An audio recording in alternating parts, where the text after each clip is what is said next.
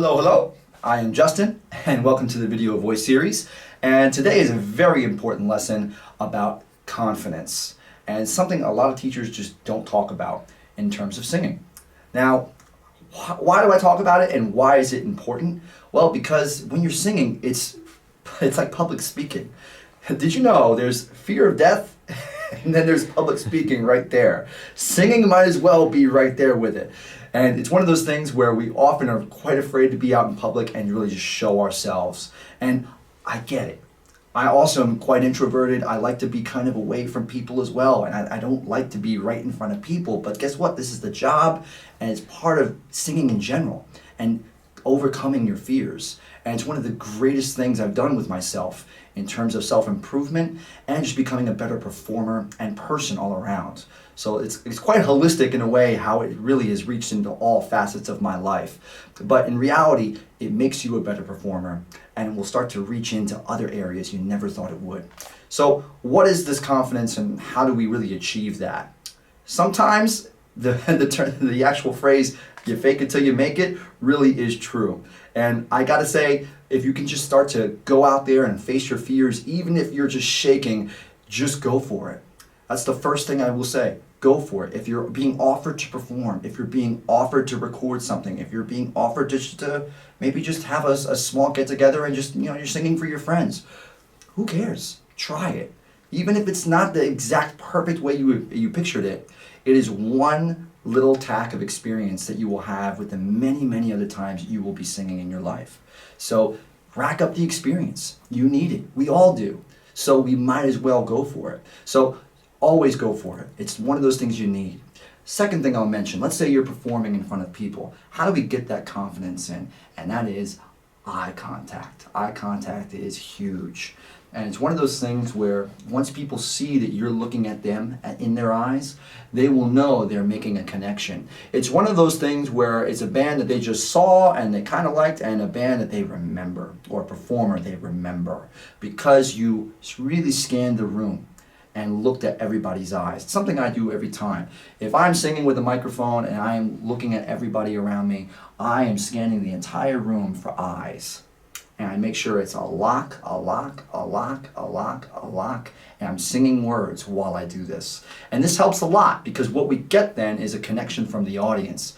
And you know what that means? They likely will stay, and they'll watch you even more.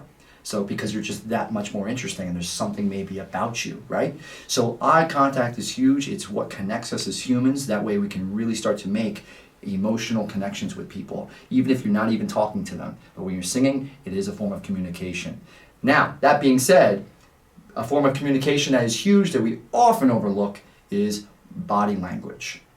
Actually, it's one form of communication that is, I want to say, about 60 to 80% of our communication.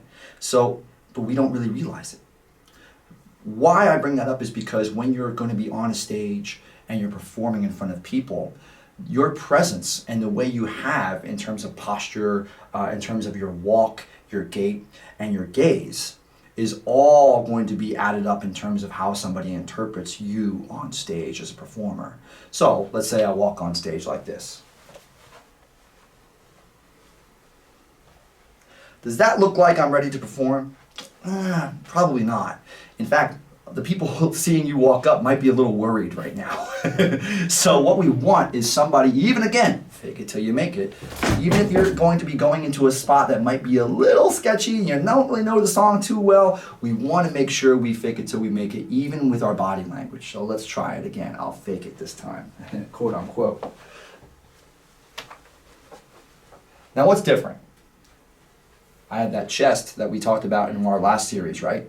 We are puffing the chest out a little bit and we're dropping those shoulders back. And remember, it was actually one of our first videos in regards to how we can relax ourselves. Funny how all this stuff is related, huh?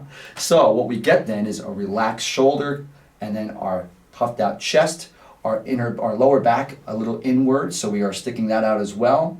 And again, we're walking with that confidence, long strides in our walk. And don't forget, head held high. All right, so this is all part of how we're going to display ourselves. Otherwise, some people might just overlook you.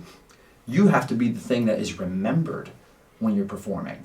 And if you want to be remembered, you have to demand that in both your body language and in your performance. And this is what it's all about. So again, do we want to be like this, slouched, or like this, and presenting it with confidence? And this is just part of it. Last thing I'll mention is your actual tonality.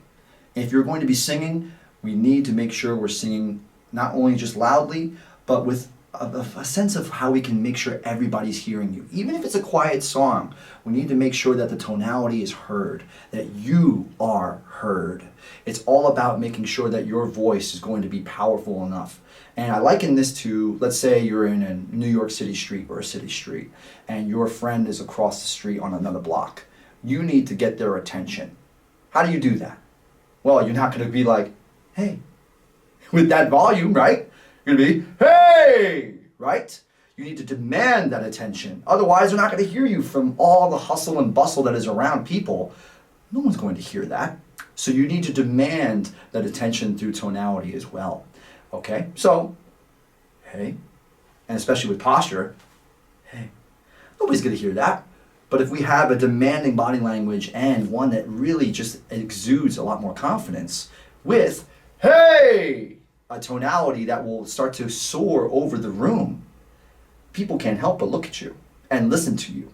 So this is also going into public speaking a little bit as well, because we use a lot of these same features while trying to actually use this for presentations. So think about this in your singing. This is something that's really, really important in terms of performing. That way you can allow for that. And the last thing I'll mention here is that when you're recording as well, this is going to be something that is heard. I know it sounds weird because nobody's going to see you, but if you're recording, it really is felt.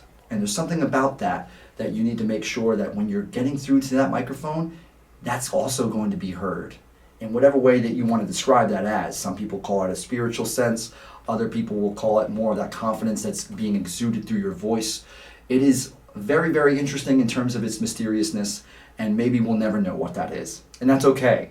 But we want to make sure that us as a voice is a channel for that energy. So try this. Make sure body language and your eye contact. And again, if you're not so sure, fake it till you make it. These things help. So that way you can allow for the tippy top of your performance.